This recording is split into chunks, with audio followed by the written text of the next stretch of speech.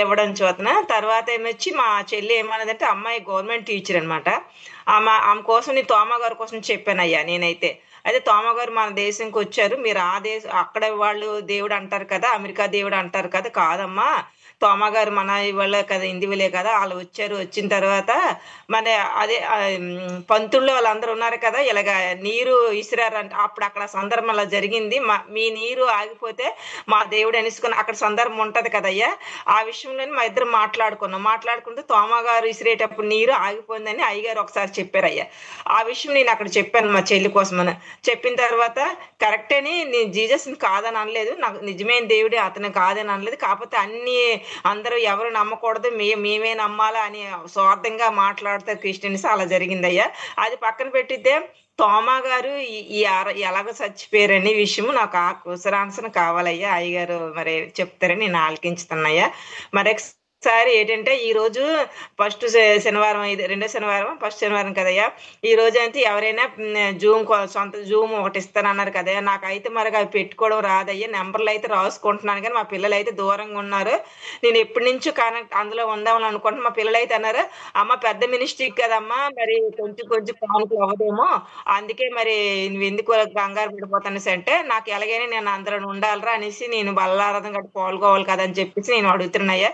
జూమ్‌లో మన సరే. నంబర్ అయితే ఇచ్చి రాసుకెళ్ళ అమ్మా వివరంగా చెప్తారు. ఈ లైన్‌లోనే ఉండండి. వివరంగా చెప్తారు. తప్పనిసరిగా రాసుకుందురు గాని వివరిస్తారు. అయితే ఇప్పుడు మీరడిగింది తోమ గారు ఎలా నిద్రించారని. ఆయన ప్రభు కొరకు హతసాక్షులయ్యారమ్మా. ప్రభు నిమిత్తమై అంతవరకు చివరి గడియ వరకు సేవ చేశారు. ఆయన హతసాక్షిగా ప్రభు సన్నిధిలో కన్నుమూశారు. ప్రభు ఎదుగు చేర్చబడ్డారు. ఓకే. యేసు ప్రభువారు ఒక మాట అంటారు. శరీరమును మాత్రమే, దేహాన్ని మాత్రమే చంపగలిగే ఆత్మను చంపలేని వారికి మీరు భయపడనక్కర్లేదు. లూకా సువార్త 12:5 వచనంలో. సో ఎవరైనా దేహానికి హాని చేస్తారేమో గానీ ఆత్మని ఏం చేయలేరు.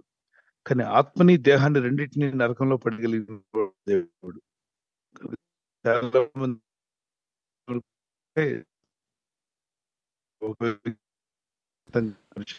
పాస్టర్ గారు ఆడియో బ్రేక్ అవుతూ వస్తుందండి.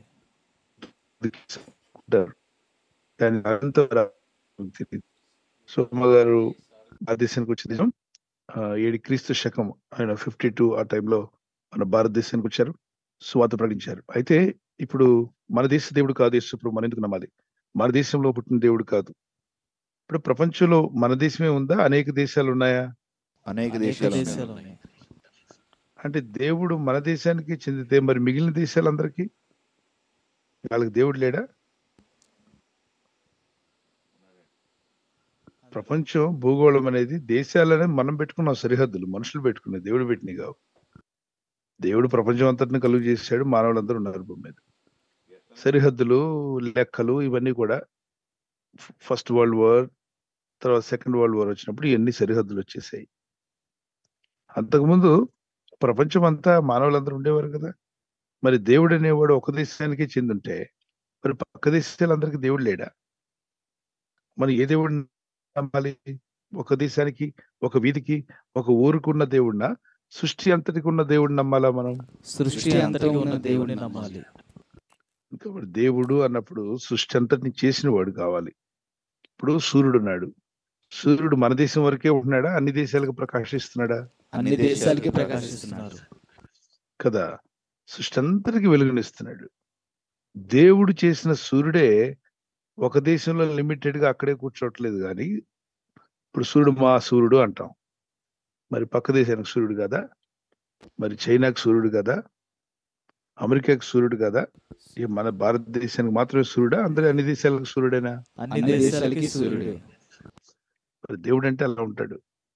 ఎలా సూర్యుడు కాదు, సూర్యుడిని చేసి సూర్యుడే అన్ని దేశాలకు వెలిగివ్వగలిగితే, చంద్రుడు ఒక్కొక్క దేశానికి ఒక్కో చంద్రుడు లేడు, ఒక్కో దేశానికి ఒక్కో సూర్యుడు లేడు. ఒక సూర్యుడికి ఎటువంటి దేశ భేదాలు లేకుండా ప్రపంచం అందరికి వెలుగునిస్తున్నాడు. చంద్రుడు ఆ దేశం ఈ దేశం వాళ్ళు కాకుండా అందరికీ అంటే రాత్రి వెన్నెలిస్తున్నాడు. అందరూ ఆక్సిజన్ పీలుస్తున్నాం. అటువంటప్పుడు దేవుడు చేసిన వస్తువులే, దేవుని చేత చేయబడిన సూర్యుడు చంద్రుడే పక్షపాతం లేకుండా అందరికి వెలుగునిస్తే, ఆ సూర్య చంద్ర నక్షత్రములను భూమి ఆకాశంలో చేసిన ఒక్క దేవుడు సర్వసృష్టికి సరిపోడా? సరిపోతుంది.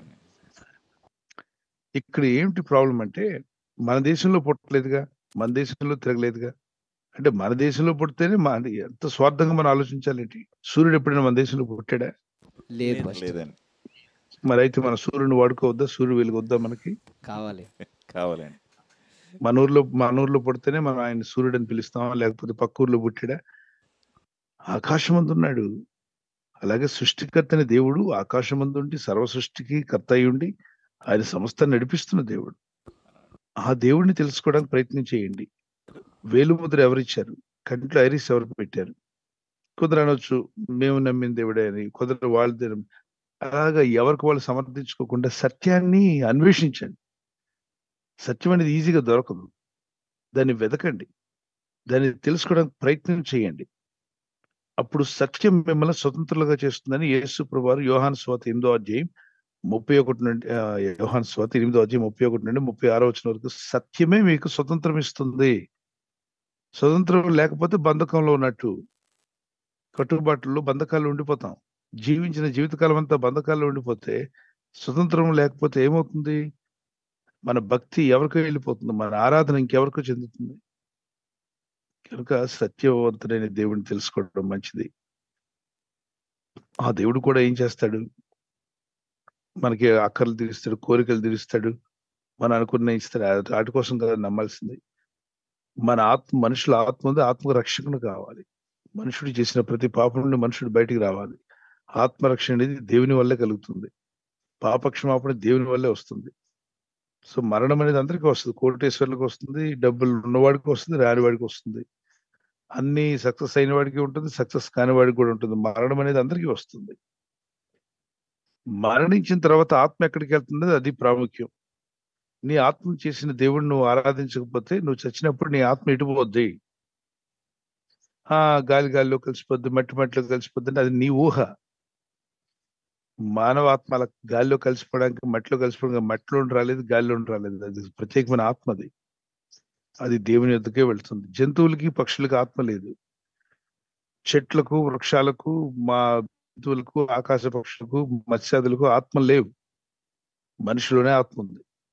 ఎప్పుడైనా మీరు చేప నీకు మనస్సాక్షి ఉందా? కుక్క నీకు మనస్సాక్షి ఉందా? ఓ ఆవు నీకు మనస్సాక్షి ఉందా? ఓ గేదె నీకు మనస్సాక్షి ఉందా? ఓ పక్షి నీకు మనస్సాక్షి ఉందా అని అన్నామా? మనిషిని చూసి అంటావా? మనిషిని చూసి అంటాం. మళ్ళీ మిగిలిన వాటికి మనస్సాక్షులు ఉండవా? వాటికి ఆత్మ లేదు. మనిషికి మాత్రమే ఆత్మ ఉంది. కాబట్టి ఓ మనిషి, నీకు అసలు మనస్సాక్షి ఉందా? నువ్వు మనిషివేనా అంటారు. అంటే మనస్సాక్షి అనే ఆత్మ, మనిషిలో ఉన్న ఆత్మ ఆ వ్యక్తి యొక్క తప్పుదాలన్నీ కూడా తనకు రుజువు చేస్తుంది. అది బయటికి అదరగొట్టిన, కోర్టులలో కొంత గెలుపు పొందిన, మానవుల మధ్యలో ఓకే అనిపించుకున్నా, వాడు నిద్రపోయేటప్పుడు వాడు అంతరాత్మ చెప్తుంది నువ్వు తప్పు చేశావు. నువ్వు ఎంతమంది నోరు మోయించినా నువ్వు తప్పే. ఎవరో వాదించినట్ల వాని ఆత్మే వాడిని వాదిస్తుంది. వాని ఆత్మ కోర్టులో వాడు ఓడిపోతాడు. బయటికి అందరినీ అదరగొట్టుంటాడు, అందరి నోర్లు మోయించుంటాడు, ప్రూఫ్ చేయించుంటాడు. బట్ హిజ్ ఓన్ స్పిరిట్, అతని సొంత ఆత్మ మనస్సాక్షి ఒప్పుకోదు. నువ్వు తప్పు చేశావు, నువ్వు భరించాల్సిందే అంటుంది. మరి ఈ తప్పిదాలు మనుషులు ఆత్మ మోసుకొని తిరిగి మరణించినప్పుడు పాపపు మరకలతో ఆత్మ మోక్షానికి వెళ్ళలేదు. ఆయన మహాపరిశుద్ధమైన దేవుడు. ఆ పరలోక పట్టణం మహాపరిశుద్ధమైనది. అక్కడికి నీ ఆత్మ వెళ్ళలేదు. నువ్వు సిద్ధపడకుండానే చచ్చావు. చచ్చినప్పుడు ఆత్మ నరకానికి పోతుంది. పాతాళం తప్పించుకోలేదు. అన్ని మత గ్రంథాల్లో నరకం గురించి ఉంది. అయితే ఈ నరకమును తప్పించడానికి పాపం నుండి విడుదల కావాలి. పాపం నుండి విడిపిస్తానని చెప్పినాడు ఒకే ఒకడు యేసుక్రీస్తు ప్రభువారు. అందుకే నేను మరణిస్తున్నాను సిలువలో, ప్రతి మనిషి యొక్క పాప క్షమాపణ కొరకు సిలువలో రక్తం కరుస్తానని చెప్పాడు. ఆయన పాపం లేనివాడు పాప లేని మన శిక్షణను భరించాడు. ఈ చిన్న విషయాన్ని గ్రహింపు అంటే మనసు పెట్టక, ఆలోచించక, ఈయన ఒక మతానికి చెందినవాడు, మనకెందుకు క్రైస్తవ మతం ఇలా మతపరమైన కళ్ళద్దాలు పెట్టుకుంటే ఎప్పటికీ సత్యాన్ని గ్రహించలేము. ఇప్పుడు డాక్టర్ దగ్గరికి వెళ్ళేటప్పుడు ఆయన ఏ మతం అని అడుగుతామా, ఏం వైద్యం చేస్తారని అడుగుతామా? ఆ డాక్టర్ వల్ల నీకు కావాల్సిన వైద్యం ఏది కావాలో చేయించుకోవాలి, కానీ ఆయన మతంతో నీకు సంబంధం లేదు. అలాగే దేవునితో నీకు కావాల్సిన నీ ఆత్మకు ఆయన ఏమి ఇస్తాడో తీసుకో. ఆ మతం ఈ మతాల పేర్లు పక్కన పెట్టి ఆ ప్రభు వల్ల నేనేం పొందగలను, నా ఇంటికి ఏం మేలు, నా ఆత్మకి ఏం మేలు కలుగుతుంది, ఓ దేవా నువ్వు ఈ లోకానికి వచ్చావు, మరి ఏం చేయడానికి వచ్చావు, అది నాకు కూడా ఇవ్వు. అడిగి పొందుకోవడానికి ప్రయత్నం చేయండి. Okay, God bless you. ఈ మధ్య బాగా మత ఛాందస్సు అనేది పెరిగిపోయింది. చూడండి, సత్యాన్వేషణ చేయమన్నాడు. యేసుప్రభు వారు కూడా సువార్త ప్రకటించమన్నాడు అంతే తప్ప బలవంతంగా ఎవరిని మార్చమల్లా. ఎవరు బలవంతంగా మార్చరు కూడా. బలవంతంగా మార్పులు, బలవంతంగా వట్టి పచ్చి అబద్ధాలు. నువ్వు కాకరకాయ కూర తినవు, బలవంతంగా కాకరకాయ కూర పెట్టగలవా నీకు? పెట్టలేదు. ఒక కూర విషయంలోనే ఒప్పించలేనప్పుడు బలవంతంగా మారుస్తున్నారు, నీవు పచ్చి అబద్ధం. ఎవరు ఎవరిని బలవంతంగా మార్చాల్సిన అవసరం లేదు. అసలు ఆ పద్ధతే లేదు బైబిల్లో. సువార్త ప్రకటించమన్నాడు, నమ్మిన వాడికి రక్షణ కలుగుతుందన్నాడు. నమ్మి బాప్తిసం పొందువాడు అంటే వారి పాపాలు కడగబడతాయి కాబట్టి వారి ఆత్మ మోక్షానికి వెళ్తుంది. నిజమే. దానికి మించి వద్దన్నారు అనుకోండి, సువార్త చెప్పండి, ప్రకటించమన్నాడు. ఒక వీధిలో ఒక ఊర్లోకి వెళ్ళి వాళ్ళు వద్దు అని చెప్తే మీ కాలు దులిపేసి వచ్చేయండి అన్నాడు. అయితే ప్రకటించడం వరకు మన పని. మన రాజ్యాంగం ఏం చెప్తుంది? నీకు నచ్చిన దేవుడిని నమ్ముకోమంటుంది, నీకు తెలిసిన సత్యాన్ని ప్రకటించుకోమంటుంది. ఎవరిని విమర్శించు, పక్క వాళ్ళని. నీకు కావాల్సిన సత్యాన్ని ప్రకటించు. వాళ్ళు ఒప్పుకుంటే నమ్మాలనుకుంటే నమ్ముకుంటారు, లేదంటే వాళ్ళ ఇష్టం. Okay, God bless you. Thank you pastor గారు. తర్వాత ప్రశ్న యుఎస్ అమెరికా దేశం నుండి సిస్టర్ డాలీ గారు.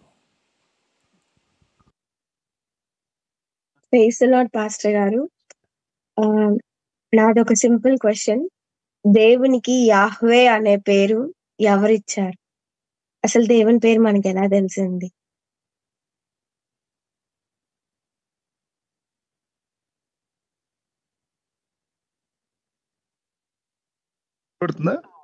వినిపిస్తుంది పాస్టర్ గారు. ఇప్పుడు వినిపిస్తుంది పాస్టర్. వినిపిస్తుందా? రైట్. యావే, యాహువే, ఎలోహిం, ఈ మాటలు ఎలా వచ్చాయి? ఓల్డ్ టెస్ట్మెంట్ హెబ్రూ భాషలో రాయబడిందమ్మా.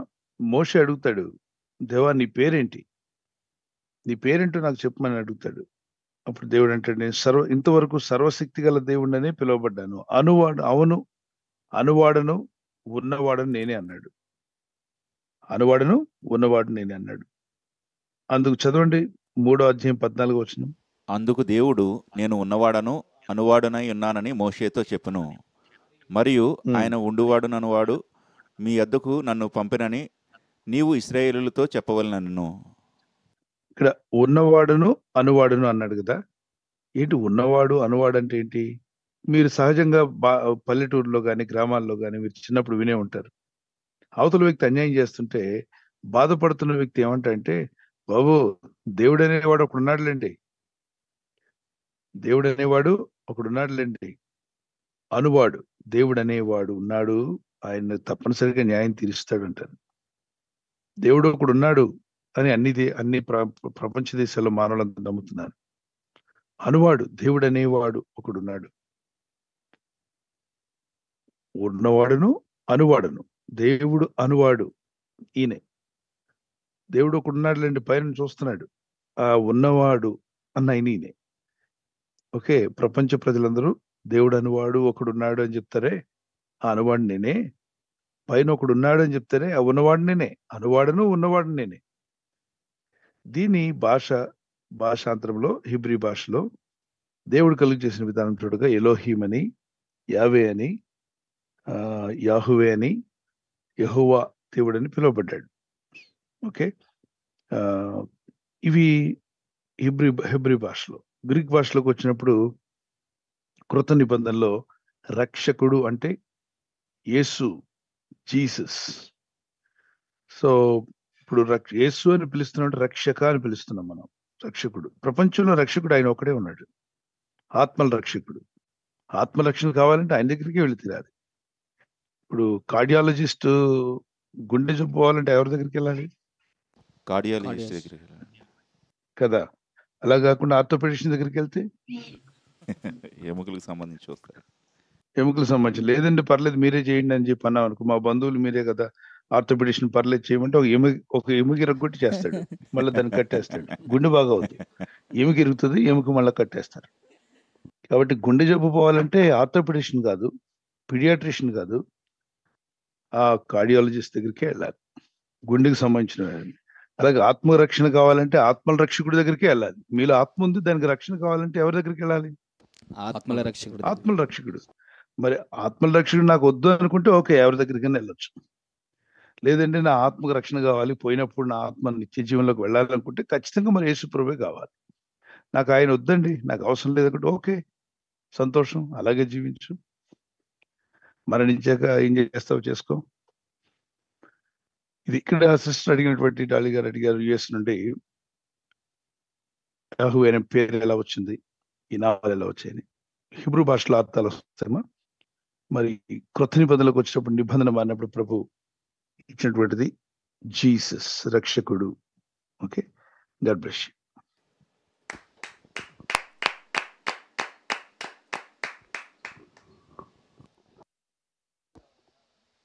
థ్యాంక్ యూ పాస్టర్ గారు. సిస్టర్ పద్మశ్రీ గారు హైదరాబాద్ మూడో అధ్యాయం చదువుతూ వెళ్ళండి. మూడో అధ్యాయం నిర్గమకాండం 3, 14, 15, 16 చదవండి అమ్మా. అక్కడ వివరంగా ప్రభు చెప్పిన మాటలు కనిపిస్తాయి. మోషే అడుగుతాడు నీ పేరేంటని, ప్రభు వివరిస్తాడు. అంతకుముందు ఏ నామంలో పిలువబడ్డాడు, తర్వాత ఏ నామంలో పిలువబడ్డాడు, ఆ తర్వాత కాలంలో ఆయన నామం అంటే ఏ విధంగా బయలుపరిచాడో కూడా చెప్తాడు. Okay, next. ఇంకా హ్యాండ్ ఎవరిని రైస్ చేస్తే వారికి కూడా కనెక్ట్ చేయండి. సిస్టర్ పద్మశ్రీ గారు హైదరాబాద్ నుంచి ఈ విధంగా ప్రశ్న అడుగుతున్నారు. శ్రమ దినాల్లో వ్యాపారం చేయకూడదు అని అంటున్నారు, ఇది ఎంతవరకు వాస్తవం అని ఈ విధంగా ప్రశ్న అడుగుతున్నారు పాస్టర్ గారు.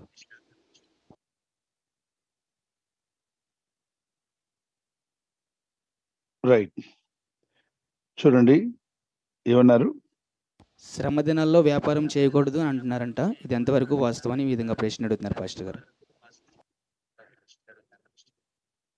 అంటే వాళ్ళు యెషయా గ్రంథం 58వ అధ్యాయం పట్టుకొని మాట్లాడి ఉంటారు. అది వ్యాపారం చేయకపోతే మరి ఆ 40 రోజులు వీళ్ళింటిని వాళ్ళు పోషిస్తారేమో అడగండి. ఉచిత సలహాలు అందరు ఇస్తారు, ఉచిత సలహాలు ఇస్తారు.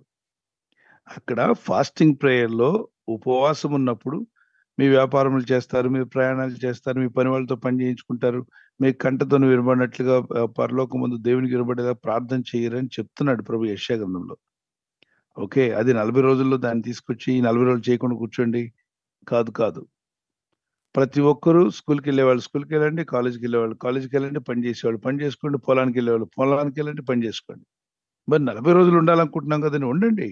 ఎప్పుడు 40 రోజులు ఉపవాస ప్రార్థన ఉండాలనుకున్నప్పుడు పని లేకుండా, ఏ పని చేయకుండా బైబిల్ చదువుతూ ప్రార్థన చేసుకుంటూ ఉండడానికి నాకు టైం ఉందన్నవారు అలా ఉండండి. నాకు డ్యూటీకి వెళ్ళాలి, ఉద్యోగానికి వెళ్ళాలి, వీలు పట్టలేదంటే ఎస్ వెళ్ళాలి. మరి ఎట్లా మరి 40 రోజులు ఉండాలనుకుంటున్నారు. దేవుని వాక్యం చెప్తుంది, నీ శరీరాన్ని ఆహారం లేకుండా కష్టపెట్టడం మంచిది కాదన్నాడు దేవుడు. దేహాన్ని చేసిన దేవుడే చెప్తున్నాడు. ఎందుకు అలా నీ శరీరాన్ని శ్రమ పెడతావు? నువ్వు ఉపవాసం ఉన్నప్పుడు ప్రార్థన చేయడానికి ఉండు. అలాగే అనాథలకు సాయం చేయి, తల్లిదండ్రులు లేని వారిని పరామర్శించమంటాడు, మరి దిక్కులేని వారిని చేర్చుకోమంటాడు. ఇదంతా నాకు ఇష్టమైన ఉపవాసం అని చెప్తాడు యెషయా గ్రంథం 58లో అని చెప్పి దాన్ని అలా తీసుకుని ప్రజలందరికీ ఉపవాసాలు ఉన్న 40 రోజులు అన్ని మానేయండి.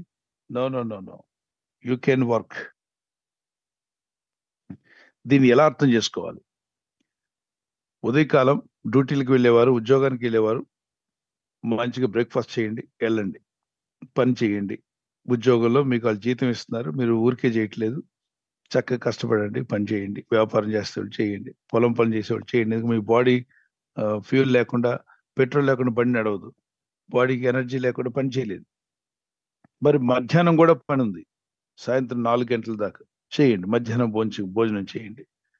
మరి రాత్రికి ఫాస్టింగ్ ఉండండి. ఇంటికి వస్తారు, మీకు ఏం పని చేయనక్కర్లా, రాత్రి కష్టపడే పని ఏం లేదు. 40 రాత్రులు ఫాస్టింగ్ ఉండండి. నాకు ఏ పని లేదు, అంటే ఈ పనులు ఉన్న వాళ్ళందరూ, ఉద్యోగాలు చేసే వాళ్ళందరూ ఉదయం బ్రేక్ఫాస్ట్, మధ్యాహ్నం లంచ్ చేయండి. లంచ్ తర్వాత మళ్ళా మరుసటి రోజు ఉదయకాలం బ్రేక్ఫాస్ట్ వరకు ఏం చేయొద్దు. నైట్ ఫాస్టింగ్ ఉంటారు. 40 పూటలు ఫాస్టింగ్ అవుద్ది. ఓకే, ఆ విధంగా మీరు ఫాస్టింగ్ ఉండి ప్రార్థన చేయొచ్చు. ఎవరు కష్టపడి పని చేస్తున్న వాళ్ళందరూ కూడా, శరీరం బాగా అలసిపోతుంది అన్నవారు, నాకు శరీరం అలసట్లేదు, కష్టపడి పని చేయాల్సిన పని లేదు, 40 రోజులు కూడా ఉండిపోతాను ఫాస్టింగ్ లో అనుకున్న వాళ్ళు వారానికి ఒక రోజు, అంటే 24 అవర్స్కి ఒకసారి, అంటే ఇప్పుడు మీరు ఈ రోజు భోజనం చేశారనుకోండి సాయంకాలం 6 గంటలకి, మళ్ళీ రేపు సాయంకాలం 6 గంటలకి ఎంత అవుతుంది టైం? 24 24 అవర్స్ అవర్స్ 24 అవర్స్కి మళ్ళీ భోజనం చేయండి. మళ్ళీ మీరు ఫాస్టింగ్ ప్రేయర్ లో ఉంటారు. మళ్ళీ మరుసటి రోజు వరకు ఉంటారు. లేదా ఈరోజు మధ్యాహ్నం 3 గంటలకు 4 గంటలకు భోజనం చేశారనుకోండి, రేపటి మధ్యాహ్నం 4 గంటలకు ఎంత అయింది? 24 అవర్స్ 24 అవర్స్ మళ్ళీ భోజనం చేస్తారు. అది అలాగా మీరు మీకు ఫాస్టింగ్ ప్రేయర్ 40 రోజులు కూడా కంటిన్యూ చేయొచ్చు. ఎవరు వాళ్ళు ఎక్కువగా శరీర శ్రమ లేదు, ఎక్కువగా ఒళ్ళంతా కష్టపడాల్సిన అవసరం లేదు, నాకు చక్కగా నీడను ఉంటున్నాను, ఫాస్టింగ్ ప్రేయర్ లో కొనసాగాలనుకుంటున్నాను, నాకు ఆరోగ్యం బాగానే ఉంది, షుగర్ బీపీ లెవెల్స్ కరెక్ట్ గా ఉండాలి, ఎక్కువ తక్కువ అయ్యే వాళ్ళు ఫాస్టింగ్ ఉండనక్కర్లేదు, గర్భిణీ లేదు, పాలిచ్చు ఉండనక్కర్లేదు. సో ఈ విధంగా దేవుని మాటలు వింటున్న వారు కావాలి. ప్రార్థన చేయండి, గాడ్ విల్ హెల్ప్ యూ. ఒకవేళ డే అండ్ నైట్ కష్టపడుతున్నానంటే ప్రార్థనలో ఉండండి. 40 రోజులు ప్రార్థనలో ఉండండి. 40 రోజులు ఉపవాసం లేరు మీరు, కానీ ప్రార్థనలో ఉన్నారు. 40 రోజులు ప్రార్థన నేను చేశాను, ఎందుకంటే డే అండ్ నైట్ కష్టపడేవాళ్ళు కాబట్టి మీరు భోజనం చేస్తూనే ప్రార్థనలో చేయగలుగుతున్నారు.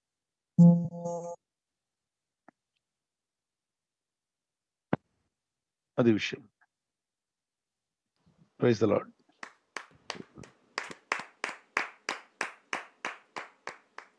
వ్యాపారం చేయకూడదు, వ్యాపారాలు చేసేవాళ్ళు ఏం చెప్పాను విన్నారు కదా, మీరు వ్యాపారానికి వెళ్ళండి, పనులు చేసుకోండి, సాయంకాలం వచ్చి ఫాస్టింగ్ ప్రేయర్లో ఉండండి.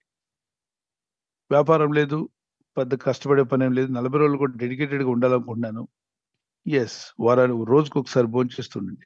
లేదండి 40 రోజులు తినకుండా ఉంటాను అంటే దేవుని దగ్గర స్పెషల్ పర్మిషన్ అడిగి తీసుకోండి. అటు డాక్టర్ దగ్గర కూడా వెళ్ళండి, మీ యొక్క ఒంటిని చెక్ చేసుకోండి, మీరు ఉండగలరా లేదని. 40 రోజులు కంటిన్యూగా తినకుండా ఉంటానంటే మాత్రం ఖచ్చితంగా దేవుని కృప, దేవుని సహాయం లేకుండా ఉండద్దు. మరి చాలా మంది ఉంటున్నారు కదా, అయ్యగారులు చూస్తున్నాం కదండి, 40 రోజులు ఉంటున్నారు, బయటకు వచ్చి 40 రోజులు బయటకు వచ్చేసి గట్టిగా గర్జించి సింహం వలె వాక్యం చెప్తున్నారంటే, లేదు అయ్యగారు తిన్నారు, 40 రోజులు మనకు చెప్పకుండా తింటున్నారు. గుర్తుపెట్టుకోవాలి, ఆ 40 రోజులు తినకుండా ఉన్నటువంటి స్థితిలో మనిషి పులిలాగా గర్జించి కేకలేసి స్టేజ్ మీద పరిగెత్తి చేయలేడు. నిజంగా చేసిన వాళ్ళు, ఎందుకంటే నిజంగా చేసిన మాకు అనుభవం ఉంది కాబట్టి చెప్తున్నాం. ఓకే, 40 రోజులు కూడా ఏమీ తినకుండా తాగకుండా ఉన్నటువంటి వ్యక్తి నీళ్లు తాగితే తాగొచ్చు, కానీ మజ్జిగ తాగలేదు, టీ తాగలేదు, కాఫీ తాగలేదు, తర్వాత ఏంటి జావ తాగలేదు, పళ్ళ రసాలు తాగలేదు, నిమ్మకాయ నీళ్ళు తాగలేదు, కొబ్బరిబండ నీళ్ళు తాగలేదు, ఓన్లీ వచ్చి పచ్చి నీళ్లు, వాటర్ అంటామే, వాటర్ మాత్రం తాగుతూ ఉన్నారు అని అంటే 40 రోజుల తర్వాత మనిషి బయటకు వచ్చి నడిచి గంతులేసి చిందులేయడానికి వీలువే పడదు, శరీరం సహకరించదు. మరి యేసుప్రభు వారు ఆయన దేవుడై ఉన్నాడు, మానవ రూపులో భూమి మీద ఫాస్టింగ్ ఉన్నారు, రాళ్ళను రొట్టెలుగా చేసుకోమన్నాడు సాతానుడు, అక్కడ సాతానుకు లోబడలా ప్రభు, దాన్ని గర్జించి బయటకు వచ్చాడు, ఆత్మపూర్ణుడై ఆయన సేవ చేశారు. మానవులుగా ప్రతి దేహము ఆహారం లేనప్పుడు నిరసిస్తుంది, దాన్ని కోలుకోవడానికి కనీసం ఒక ఫ్యూ డేస్, 4 to 5 days పడుతుంది. మా ఇంట్లో మాకున్న అనుభవం ఏంటంటే, మా తండ్రి గారు 40 రోజులు కూడా ఏమీ తినకుండా ఉన్నారు, ఓన్లీ వాటర్ తీసుకొని. 40 రోజుల తర్వాత ఆయన మళ్ళా కోలుకోవడానికి 11 days పట్టింది. ఓకే, మన వాళ్ళు వెంటనే ఫాస్టింగ్ అయిపోతుంది, బిర్యానీ తినేస్తున్నారు అనేది, అంటే మధ్యలో ఆడుతుందని అర్థం, మధ్యలో రుబ్బుతూనే ఉందని అర్థం, అందుకే పని చేసింది. మామూలుగా 40 రోజులు తినకుండా ఒకేసారి మీరు ఆహారం ఇచ్చి తిన్నారనుకోండి, కాళ్ళు చేతులు పడిపోతాయి, బలహీనలు అయిపోతారు, బాడీ తట్టుకోలేదు ఒకేసారి. సో దాన్ని జావతోనో, నీళ్లతో, మరి మజ్జిగతో నెమ్మదిగా ఒకేసారి కఠినమైన ఆహారం కాకుండా, గట్టి ఆహారం కాకుండా నెమ్మదిగా తీసుకోవాలి. సో చాలా మంది కథలు చెప్పేవాళ్ళు, స్టోరీలు చెప్పేవాళ్ళు చాలా మంది ఉన్నారు, యథార్థం చెప్పకుండా. ఒక ఆయన ఫాస్టింగ్ అంటున్నాడు, రోజు పాయసం తాగుతా అంట. మరొక ఆయన ఫాస్టింగ్ అంటున్నాడు, మజ్జిగ తర్వాత కొబ్బరి బొండం నీళ్లు ఒక రోజుకి ఒక 20 కొబ్బరి బొండాలు. మరొక ఆయన ఫాస్టింగ్ అంటున్నాడు, జ్యూస్ తాగుతాయంట. ఇది ఫాస్టింగ్ అవుతుంది? ఫాస్టింగ్ కాదు. అప్పుడు 40 రోజులు బయటకు రాగానే చిందులేస్తారు, కేకలేస్తారు, రాస్తారు. ఎందుకంటే రోజు రోజులు రుబ్బుతూనే ఉంది కదా. 40 రోజులు రాగానే మనిషి మొత్తం బాడీ మొత్తం డల్ అయిపోద్ది. అది అలా లేనటువంటి వాళ్ళు చాలా మంది భ్రమపరుస్తున్నారు. కాబట్టి గుర్తుపెట్టుకోండి, ఫాస్టింగ్ అన్నప్పుడు దేవుని బిడ్డలారా, మీరు 40 రోజులు ఉండాలనుకుంటున్నారా? సంతోషం. అయితే రోజుకు ఒక పూట తింటూ 24 అవర్స్ ఫాస్టింగ్ ఉంటున్నారు. రెండవ రకం, కష్టపడి పనిచేసే వాళ్ళు ఉదయం బ్రేక్ఫాస్ట్ చేసి, మధ్యాహ్నం లంచ్ చేసి, రాత్రి 40 పూటలు ఉపవాసం ఉండి ప్రార్థన చేస్తున్నారు. ఇది నాకు 2 విధాలుగా వీలు పట్టలేదు. రాత్రి పగలు పని ఉంది. అయితే 40 రోజులు ప్రార్థన చేసుకో, ప్రార్థనలో పాల్గొను, బ్రేక్ఫాస్ట్ చేసి డ్యూటీకి వెళ్ళి మళ్ళీ సాయంకాలం ప్రార్థనలో పాల్గొను. 40 రోజులు కూడా ప్రేయర్లో ఉండు. ఫాస్టింగ్ ఉండాల్సిన వాళ్ళు ఫాస్టింగ్ ఉండండి. అది ఓకే. God bless you. ఒకవేళ ఈ 40 రోజులు ఉండకపోతే దేవుని కోపం వస్తుంది, దేవుని శాపాలు వచ్చేస్తాయి అంటే అదేం కాదు. మనం తినను ప్రభువారమే, తినకపోయినా ప్రభువారమే. రోమపత్రిక 14:6-7 వచనాలు. Okay. God bless you. Next question. Thank you pastor గారు. తర్వాత ప్రశ్న కువైట్ నుండి నిర్మల గారు. ప్రైజ్ లార్డ్ అండి బ్రదర్. ఉదయకాలం సాయంకాలం ప్రార్థనలో మేము చాలా బలపడుతున్నాము. ప్రయాణం ఉంది బ్రదర్. మీ ప్రక్కన వాళ్ళందరికీ కూడా వందనాలు. వాళ్ళ అక్కనండి, నేను చెప్పండి.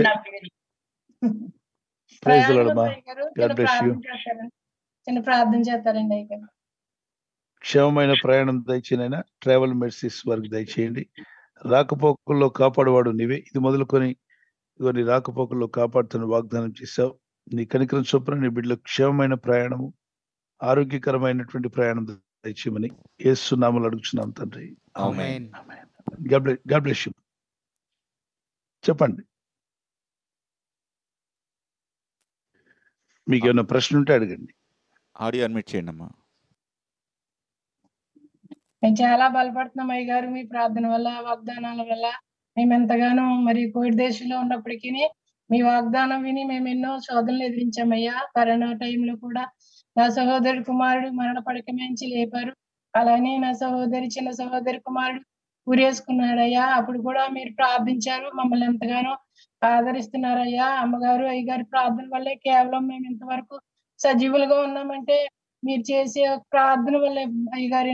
నాకున్నాయి.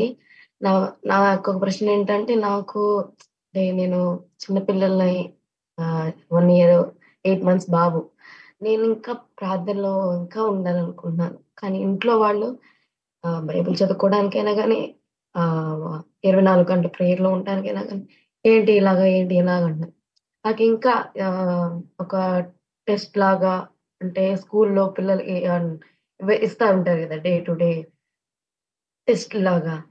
అట్లాగే ఇంకా ఏదైనా చదువుకోవడంలో అయినా కానీ, రాసుకోవడంలో అయినా కానీ, ఏదైనా ఇంకా బైబిల్లో ఇంకా దేవుని గురించి తెలుసుకోవడానికి నేను 2021 నుంచి ఈ ప్రేయర్స్ కంటిన్యూ చేస్తున్నాను. ఈ ప్రేయర్స్ వల్ల నేను ఎన్నో మేలు పొందుకున్నాను. నాకు ఇంకా నేను తెలుసుకోవాలి, ఇంకా ప్రాక్టీస్ ఆ విధంగా ఏమైనా ఉంటే చెప్పండి పాస్టర్. రైట్ నాన్న. ఈ 40 days లో మార్నింగ్ టైంలో మీకు బైబిల్ సెమినార్ ఉంటుంది. అందరూ ఆన్లైన్లో మీరు పాల్గొనొచ్చు. నేర్చుకోవడానికి ప్రయత్నం చేయండి. అనేక సబ్జెక్ట్స్ మీకు నేర్పించబడతాయి. అలాగనే ఒక బుక్ రాసినటువంటి పుస్తకాలు ఉన్నాయమ్మా. బుక్స్ కావాలంటే మీరు రప్పించుకోవచ్చు. బుక్స్ లో కొన్ని అమెజాన్ లో కూడా అందుబాటులో ఉన్నాయి, మీరు ఆర్డర్ పెట్టుకోవచ్చు. ఒకవేళ కావాలన్నట్లయితే ఆఫీస్తో మీరు మాట్లాడినా ఏ బుక్స్ కావాలో మీరు పంపిస్తారు. బైబిల్ డైరెక్ట్ గా చదవండి. మెయిన్ ఆత్మీయ ఆహారం దేవుని వాక్యం నుండి రావాలి. అవి అర్థం చేసుకోవడానికి బుక్స్ మీకు ఉపయోగపడతాయి. God bless you.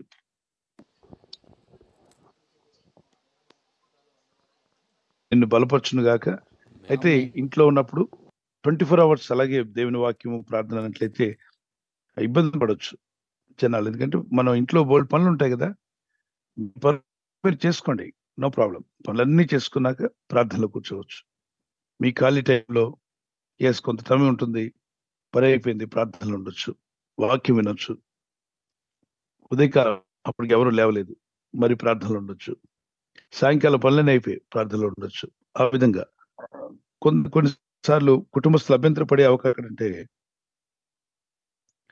ఇంట్లో ఏ పని చేయకుండా ప్రార్థన అంటారేంటి అని అంటే, అప్పుడు మరి మీరు కూడా ప్రశ్నించుకోవాలి. ఇంటి వర్క్స్ జరగాలి ఖచ్చితంగా. అయితే మీరు ఇంట్లో అన్ని పనులు చేస్తూ కూడా ప్రార్థన చేస్తున్నప్పుడు విమర్శిస్తే పట్టించుకోవద్దు. ఎందుకంటే ప్రార్థన విలువ వారికి ఇంకా అర్థం కాలేదు. వాక్యము ప్రార్థన విలువ తెలియనప్పుడు రకరకాలుగా మాట్లాడొచ్చు. మీరు లూకాసు వార్త 10వ అధ్యాయం తీసుకురండి. లూకాసు వార్త 10:42 చదివితే అక్కడ మార్తా మరియు ఇద్దరు ఉంటారు. మార్తతో ప్రభు అంటాడు, చదవండి. అందుకు ప్రభు, మార్తా మార్తా, నీవు అనేకమైన పనులను గూర్చి విచారము కలిగి తొందరపడుచున్నావు గాని అవసరమైనది ఒకటే. మరియా ఉత్తమమైన దానిని ఏర్పరచుకొనును, అది ఆమె యొద్ద నుండి తీసివేయబడదని ఆమెతో చెప్పెను.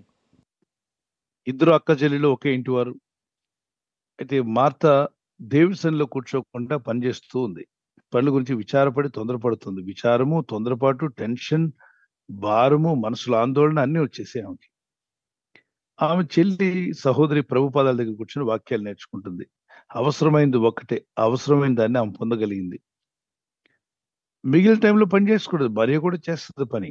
కానీ అవసరమైన ఆత్మకు రక్షణ, సమాధానం, నెమ్మది, దేవుని ఆలోచనలు ఇచ్చేటువంటి దేవి సన్నిధిలో కూర్చోట్ల మార్త మరియ కూర్చుంది. ప్రభు అంటున్నాడు, మార్త నువ్వు ఎందుకు అలా తొందరపడి ప్రయాసపడుతున్నావు? తొందరపడి ప్రయాసపడి నీ మనసును ఆందోళన పరుచుకుంటున్నావు, కురిగిపోతున్నావు, విచారణకు గురవుతున్నావు. విచారణ, డిప్రెషన్ వచ్చేస్తుంది.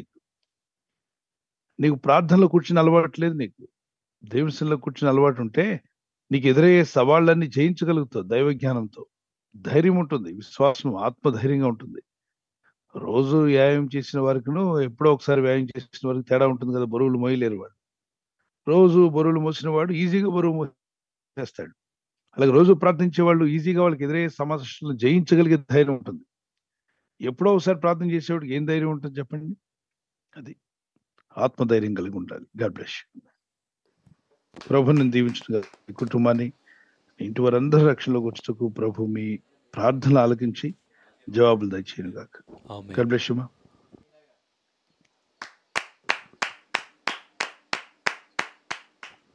మరి పల్నాడు నుండి ఫోన్ మరి మాట్లాడారు. పల్నాడులో ఉన్న మనోళ్ళందరినీ అడిగాను, చెప్పండి. ప్రభు బిడ్డలందరికీ క్షేమం కలుగును గాక. అయితే నాకు ఒక ప్రేయర్ రిక్వెస్ట్, ఒక క్వశ్చన్ ఉంది పాస్టర్ గారు. ఆదికాండం 1వ అధ్యాయం 2వ వచనం మా ఫ్రెండ్స్ ఒకళ్ళు అడిగారు pastor, deep explanation.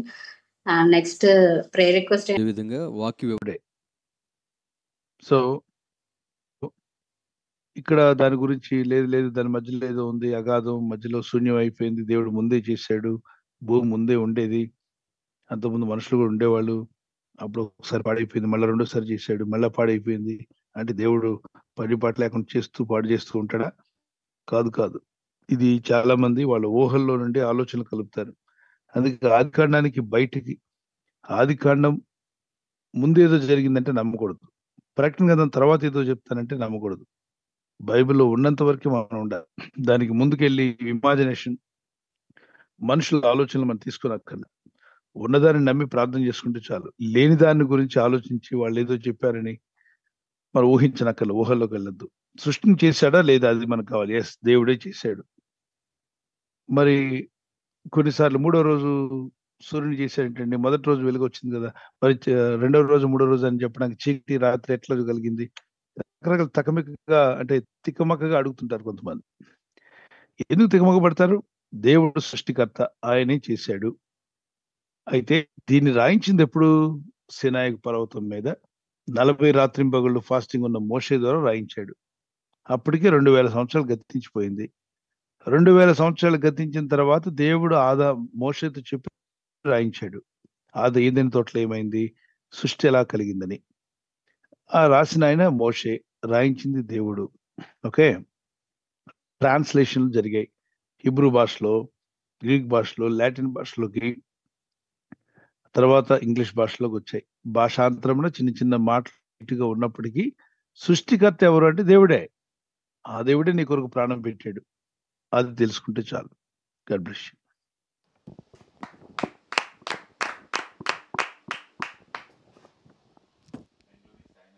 Thank you pastor గారు. అండి మొదటి తెస్సలోనికీయులకు రాసిన పత్రిక 5వ అధ్యాయము 19వ వచనంలో ఆత్మను ఆర్పుడి అనేటువంటి వాక్యం ఉంటుంది కదా. దీనిని మన యొక్క నిజ జీవితంలో ఏ విధంగా అన్వయించుకోవాలని సహోదరుడు ప్రశ్న అడుగుతున్నారండి. రైట్. మొదటి తెస్సలోనిక 5:19లో ఆత్మను ఆర్పకుడి అన్నాడు. ఆత్మను దుఃఖపరచుద్దని ఎఫెసీ పత్రిక 4వ అధ్యాయం 29లో ఉంటుంది. ఎప్పుడు ఆర్పగలుగుతాం, ఎప్పుడు దుఃఖపరచగలుగుతాం? దానికి ముందు వచనాలకు వెళ్తే మొదటి తెస్సలోనిక 5:19కి 19 కదా, 17, 18 16లోకి వెళ్తే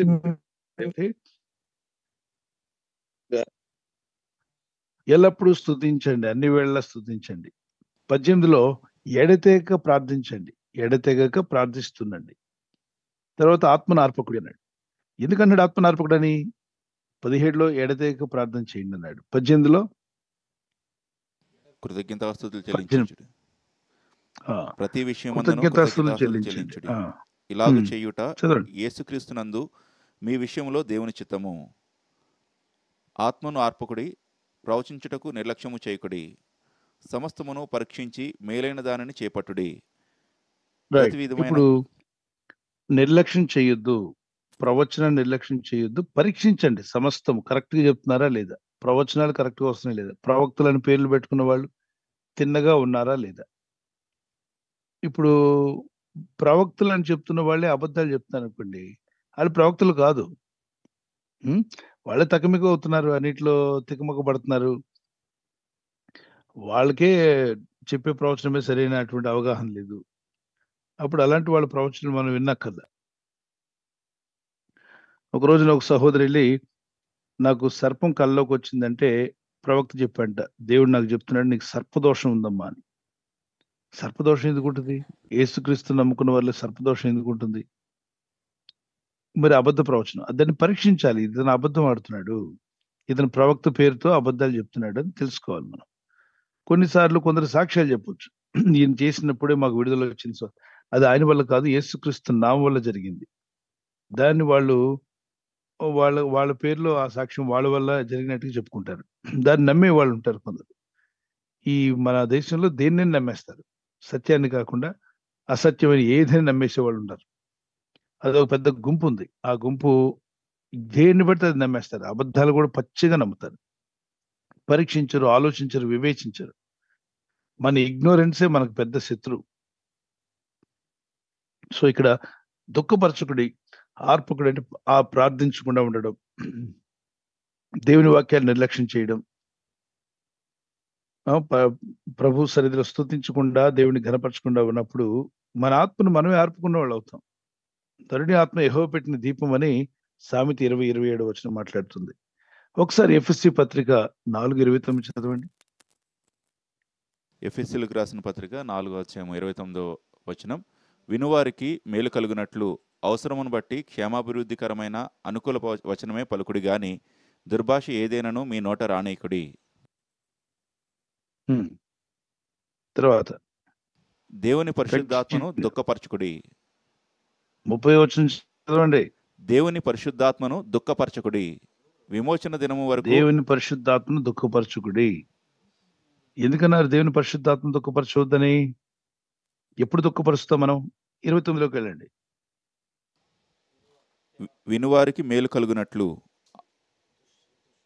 అవసరమైన క్షేమాభివృద్ధికరమైన అనుకూల వచనమే పలుకుడు గాని దుర్భాషలాడకూడదు. దుర్భాషలాడితే ఎవరిని దుఃఖపరుస్తున్నాం మనం? పరిశుద్ధాత్మనండి. Do not grieve not the Holy Spirit అన్నాడు. బూతులాడడము, దుర్భాషలాడడము, అబద్ధములు చెప్పడం, ఇతరులను మోసం చేయడం, ఇవన్నీ కూడా ఆత్మను దుఃఖపరిచిన వాళ్ళు అవుతారు. ఆత్మను దుఃఖపరిస్తే ఆత్మ ఉండడు, వెళ్ళిపోతాడు. ఆయన్ని వెళ్ళగొట్టుకుడు. మరి విమోచన దినం వరకు ఉండడానికి వచ్చాడు, మీరు ఆయనకి విరోధంగా దుర్భాషలాడుతూ బూతులాడుతూ ఉంటే ఆయన ఉంటాడా? వెళ్ళిపోతాడు. దుఃఖపరచకుడి అన్నాడు. శాంసన్తో దేవుని ఆత్మ ఉంది. శాంసన్ వెళ్ళి వేశ్య ఇంటికి చేరాడు, ఢిల్లీలో వెంట పోయాడు. ఇజ్రాయెల్ పద్ధతి వేరు. అందులో నాజీర్ చేయబడిన వాడు ఎలా ఉండాలి ఎలా ఉండకూడదు నీట్గా రాయబడింది. మందు తాగకూడదు, ద్రాక్షరసం పుచ్చుకోవద్దు అని ఎంతో వివరంగా పుట్టకముందని దేవుడు చెప్తే వెళ్ళి వేశ్యల ఇంటికి చేరాడు. అక్కడ ఏం చేశాడో ఏమో అనవసరం. దైవాత్మను కోల్పోయాడా లేదా? కోల్పోయాడు. దేవుని ఆత్మను కోల్పోయాడు కదా. మరి అది మంచివాడైతే వాక్యానికి లోబడి ఉంటే పరిశుద్ధాత్మ విడిచిపెట్టి ఉండేవాడు కాదు. ఆత్మదేవుడు అతను విడిచిపెట్టాడు. మరి దేవుని వాక్యానికి విరుద్ధంగా వెళ్ళాడుతాను అవకాశం ఇచ్చాడు, ఆత్మను కోల్పోయాడు. సౌలు రాజు కూడా ఆత్మను కోల్పోయాడు. దేవుని ఆత్మను ఎక్కడ దుఃఖపరిచాడు సౌలు? ఎందుకు యెహోవా ఆత్మను విడిచిపోయింది? అతడు దేవుని వాక్యానికి విరుద్ధంగా జీవించాడు కాబట్టి. మనం దేవుని వాక్యానికి విరుద్ధంగా బ్రతుకుతున్నప్పుడు, లోక మార్గులకు వెళ్ళిపోతున్నప్పుడు ఆత్మ గద్దిస్తుంది. ఎంత గద్దించినా వినకుండా వెళ్ళామనుకోండి, ఆత్మను దుఃఖపరిచిన వారు అవుతాం, ఆత్మను ఆర్పిన వారు అవుతాం. ఓకే, అందుకే ఆత్మను ఆర్పవద్దు, ఆత్మను దుఃఖపరచవద్దు. అపోస్తులు 5వ అధ్యాయం 3-4 నుండి 5-6 వచనాలు చదువుతున్నప్పుడు అననీయ సఫీరా అనే వారి గురించి అపోస్తలుడు పేతురు గారు అంటారు, మీరు పరిశుద్ధాత్మ విరోధంగా ఎందుకు అబద్ధం ఆడుతున్నారు అంటాడు. సో ఆత్మ విరోధంగా అబద్ధాలు ఆడడం, ఆత్మ విరోధంగా ఇప్పుడు దైవ సేవకులు ఉన్నారు, వారి ముందుకెళ్ళి మనం అబద్ధాలు చెప్తుంటే, అరే మనం అబద్ధం ఆడే వారిగా మనం ఎందుకు ఉండాలి? ఆత్మను ఆర్పుకునే పరిస్థితి మనం తెచ్చుకోవద్దు. Okay, God bless you. ఒకవేళ అటు పరిస్థితి ఎవరికైనా ఏర్పడితే మారు మనసు పొందండి, తిరిగి దేవుని యొద్దకు రండి, పశ్చాత్తాపడండి, యేసు రక్తంలో కడగబడండి. God bless you.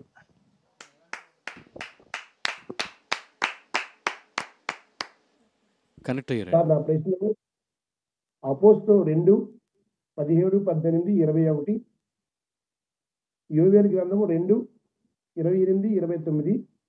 అక్కడ ఇంకేముందంటే, ఈ అంత్య దినాల్లో నా ఆత్మను కుమ్మరిస్తాను, మీ అంతమైన నా పనివారి మీద పనికత్తుల మీదను, నా దాస్తుల మీద నా దాస్తుల మీద ఆత్మను కుమ్మరిస్తానని ప్రభు అక్కడ సెలవు ఇచ్చారు. 2 విధాలు ఒకే వాక్యం ఉంది. కాకపోతే ఏ డౌట్ అంటే, ఆ ప్రభు నామములో ప్రార్థించే వారు అందరూ అప్పుడు ఆ క్షణంలో ఎత్తబడిన ఉంది. అంటే అప్పటికప్పుడు ప్రార్థిస్తే వాళ్ళు ఎత్తబడతారనే డౌట్. సరే, ఇంకోటి చిన్న రిక్వెస్ట్ ఏమంటే, మొన్న మీరు 20వ తారీఖుని ఒక వాక్యం, ఇది దేవుణ్ణి ఆశ్రయించే వారికి కలిగే మేలు, మీరు ఈ నెల ఈ ఫిబ్రవరి 20వ తారీఖు ఉదయకాలం మీరు వాక్యం చెప్పారు సార్. 15 నిమిషాల వాక్యంలో మీరు 35 రిఫరెన్స్ చెప్పారు సార్.